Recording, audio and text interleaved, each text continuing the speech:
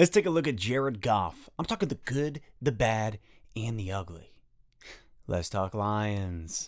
Thank you for liking, for commenting, and subscribing. We are on the precipice, on the brink of 2,000 subs, and quite frankly, my mind is blown. This is never what I anticipated. This is just wild, and all I can do is say thank you. You are all amazing. I so appreciate just having honest, open, real conversation regarding the Detroit Lions and all that our organization is doing. With the huge change that the Lions organization is making, that Sheila is making, that Brad and Dan are bringing to the table, there's just so much excitement. Now, yesterday, the big news, well, I guess technically like a day and a half ago, whatever. The big news for Detroit Lions is the Matt Stafford for Jared Goff and all of the picks. It's very rare that you see a QB for QB trade. It's not often. And so when you do, it's just huge news, but also seeing a QB for QB plus a third round and 2 first round draft picks is just wild. And so yesterday was fun. It's been a great offseason thus far. Like the most fun that I've had in an offseason in pretty much ever. So loving it, loving the decisions that are being made from the staffing to the trading. It's been wild and I'm here for it. So one day into the big blockbuster news, I wanted to take a step back and really look at Jared Goff. If you didn't check out my video regarding the trade, you can check it out up there. That is yesterday's video. Just a quick reaction to the trade, to what we're seeing, what's taking place. I do want to make mention in that video, I made a mistake. I did say that Jared Goff was the 15th overall pick in the first round draft in 2016.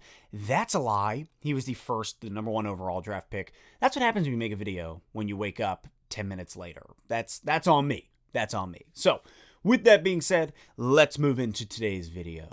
When I look at Jared Goff, he is just your classic B-rated quarterback. He is every grade I ever got in history class. Just smooth sailing B's. Just, he with the right pieces around him and with the right play calling, hey, you have a guy who can bring you to a 13-3 record and get you to the Super Bowl. With the wrong pieces around you, you're looking at turnovers galore and just an absolute struggle bus. So, I don't want to talk about the trade, the draft picks that come with it. We're strictly looking at Jared Goff. Let's just take a second, break down some stats. 2016, Jared Goff is drafted first overall in the NFL. He comes in, and he only plays 7 games that season.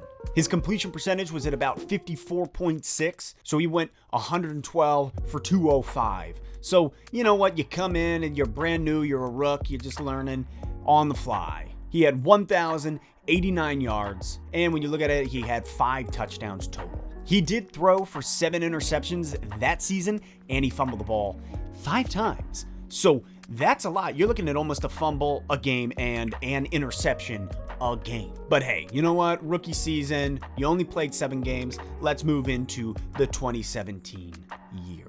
2017, he plays 15 games. He goes 296 for 477, upping that completion percentage to 62.1%. He threw for 3,804 yards. He threw for 28 TDs and 7 interceptions and 7 fumbles. Moving on to 2018, the Super Bowl year. Obviously, Goff, McVay, the Rams, they move on. They get to go to the Super Bowl. It's a huge deal for them. He played all 16 games. He went 364 for 561 with a completion percentage of 64.9%. Goff threw for 4,688 yards in that 2018 season, the most he's thrown for thus far. He threw for a total of 32 TDs, but he did throw 12 interceptions and a total of 9 fumbles. The following year, 2019, we watch him sort of start to regress a little bit. Here he goes 394 for 626, a completion percentage of 62.9%. However, his total yards was still really good. It was 4,638, but he does fall off the edge when it came to a total amount of TDs. He only threw for 22 of them in the 2019 season. So 10 less than the previous year. Not to mention his interceptions go up by 4. He has 16 total interceptions with 7 fumbles. And finally, looking at this year, he only played 15 games. He didn't play all 16, played 15 games. He went 370 for 552, which he actually had his best completion percentage total this season. He threw for a 67% completion percentage. I mean, he did throw less times this year, which is why there's a greater percentage. However, all in all, hey, well done, Jared. He threw for 3,952 total yards. He also continued to decrease in a total amount of TDs. He only threw for 20. He also did throw 13 interceptions and fumbled that ball 5 times. Also, something that I did not mention in those stats is the amount of sacks that he took throughout the season. It was always 20 plus. He was getting hammered a little bit back there. All in all, his career stats, when you look at it over the course of 2016 through 2020, his completion percentage is at an average of 63.4%. He's thrown a total of 107 TDs, but 55 interceptions. That's a 2-to-1 ratio. He's also greased up that pigskin and allowed it to slip out of his hands 33 times. And finally, his passer rating is sitting at a 91.5 total. All in all, looking at these stats, Jared Goff is a B-rated quarterback. Now, that's only looking at the stats. Simply looking at that, you're just like, oh, you get out there, you sling the ball, you're throwing on an average of like 7.5 yards per. You're getting a 2-to-1 ratio of TDs to interceptions. That's not good. That's not good at all. I do want to give a shout out to Rams House. He is a Rams YouTuber. He commented on my video yesterday regarding Jared Goff, all about his play style, what he's seen over the last couple years. Highly recommend you go dig through and find that comment. It is a wealth of knowledge. Some good things looking at Goff. Number one, he's playing for his career. Jared Goff knows coming to Detroit, that this is it. This is him fighting for his life as a starting NFL QB1. This is him desperately trying to stay afloat. He is the equivalent of Jack and Rose, but he's Jack and he's like, oh my God, I'm gonna die. Rose is like, no, there's not enough room for the both of us. Come on, there's room. Maybe Rose just didn't want him. Is that what happened with McVay? In fact, when he was asked about the trade, his words were, I'm just glad that I'm going somewhere where I'm going to be appreciated, where I'm wanted.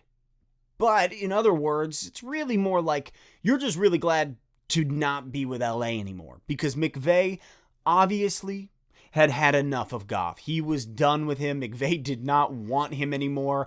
Was like, this is trash. Get this guy out of here. He basically white fanged him, but also not at all, because there was a mutual love with White Fang, and he just absolutely just get away. I guess he kind of Wilsoned him, you could say. But then again, I guess he didn't Wilson him either. Another good thing about Goff is he is fairly accurate. When you look at him and you look at the way where he's able to place the ball, even under pressure, hands up, coming at him, even with some pass rushing, he's able to get the ball where he's intending for it to go. Now, don't get me wrong, there are far too many interceptions, and we'll get there. But for the most part, Jared Goff is a fairly accurate quarterback. That is something good about him, something that can continue to be worked with and developed. Another great thing about Goff is he's fairly intelligent up at the line. When you look at him, the way he's able to read the defense when he approaches, he's getting ready, snap the ball. He's very good at reading the defense and being prepared. Now, that does shift into the bad of Jared Goff when it comes to the play actually developing. So let's get to the bad.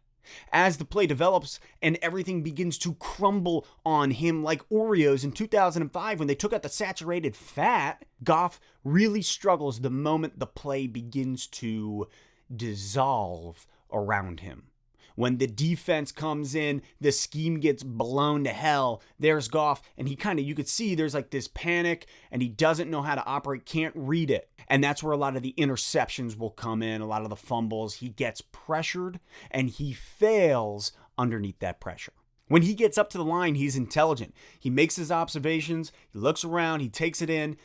And if the play goes the way that the Rams have it schemed, then it's going to be successful. You see that a lot. You see that Goff he acts well when the play goes the way that it is designed. Now, when the play falls apart, that's where the bad comes in. Another thing about Goff is he's not mobile. He's not. He's a landline stuck right on the wall. The cord and everything. When you look at his stats and you look at the regression, you look at him falling off since 2018 to where he is now, there is some significant differences. And this is where, when you look at his regression, and a lot of that is owed to the O-line. The Rams O-line struggled to protect Goff. And in that, Goff didn't have enough time to make the plays, to react, to adapt, to observe what was happening and react correctly. Goff really struggled because the O-line struggled, and with that, and listen, Lions fans, we know that. We have seen a bad O-line for years and what that has done to Matt Stafford. But Matt Stafford, an incredibly cerebral individual at the helm, was able to move accordingly. Basically, as the O-line folded, so did Jared Goff. That's where a lot of him being sacked came in, interceptions, fumbles. He's a turnover machine. Leads me straight into my next one. The guy is a turnover machine. 55 interceptions. No bueno. Don't like that.